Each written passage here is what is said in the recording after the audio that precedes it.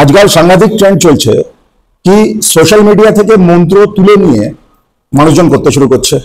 এই মন্ত্র করলে ধনপ্রাপ্তি হবে, এই মন্ত্র করলে পিশাচ সিদ্ধ হয়ে যাবে, এই মন্ত্র করলে সমস্ত রকম ইচ্ছা পূরণ হবে।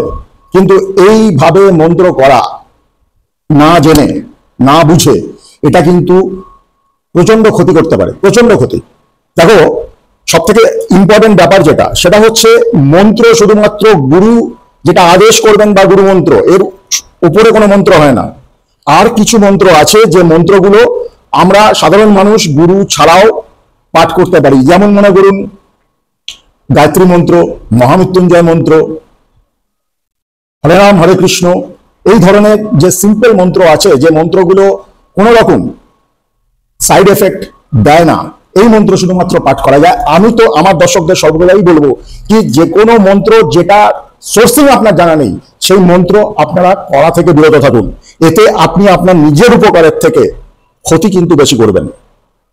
আর আরেকটা ইম্পর্টেন্ট ব্যাপার মন্ত্রের ক্ষেত্রে, মন্ত্র কিন্তু প্রপার উচ্চারণ, ওর ভাইব্রেশনটা ইম্পর্টেন্ট, প্রপার উচ্চারণটা বুঝে করতে হবে। এই জন্যে সর্বদাই সর্বদাই সর্বদাই কোনো ভালো গুরুর সান্নিধ্যে মন্ত্র পাঠ বা মন্ত্র উচ্চারণের বিধি জেনে তবেই করা উচিত।